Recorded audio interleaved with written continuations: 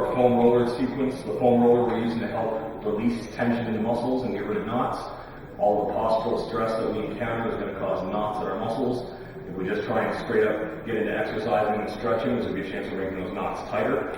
So we want to find a way to release the tension in the knots. I'm going to do soft tissue therapy, see a massage therapist, do some hands-on physio, or at home, the foam roller is a great tool to get that tension to release.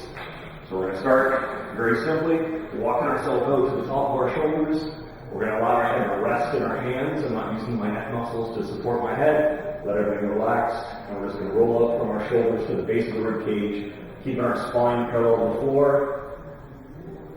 Roll up the T-spine, create a little more mobility. As you get better, you can start to create extension to the thoracic spine. So this is not a curl up.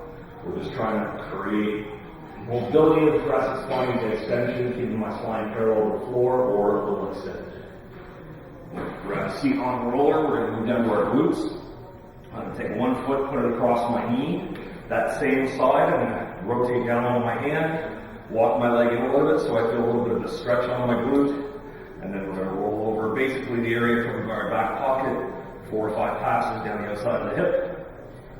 And obviously we'll switch sides and do the other side. So the right leg will go up, roll on the right glute, 4 or 5 passes. Now we're going to move down into our IT band, the outside of the thigh. We're going to step all the way over the leg, bring both hands down behind the roller, and then simply roll out from the bottom of the hip to the top of my knee, bottom of the hip to the top of my knee. You can rotate forwards and back a little bit to get the back of the IT band, the front of the IT band, find kind of the triggers of the hot spots and spend a little more time on those. And we'll actually continue to rotate into almost a push-up position.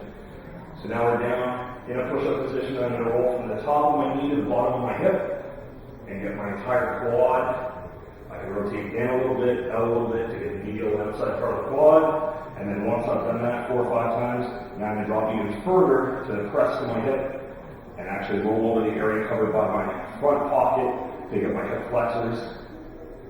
And rotate a little bit to get my TFL. And then coming back, sitting all the way. We're going to sit down behind the roller, kick it out just below our calves, not quite down to the ankles. I'm going to put one foot on top of the other, bring my hands in close to my hips, retract my shoulder blades, get tall through my spine, elevate myself out, and then roll down my calf. 2 or 3 passes with my foot at 12 o'clock. Then I can rotate the leg in a little bit to get the inside part of the calf, and then rotate the leg out a bit to get the outside part of the calf. So very simply, calves, IT bands, quads, hip flexors. We can obviously do our hamstring in the same position. Rotating in and out to get the hamstring. And if you're advanced, if you've been doing this for a while, then after your T-spine or your upper back, you can extend your hand, rotate slightly to the side, and roll up your lats. This is very uncomfortable for most people when they first start. Give it a couple of weeks, you won't have any pain, and it will free up the motion in your shoulder quite a bit. So that's our full roller sequence for at-home soft tissue.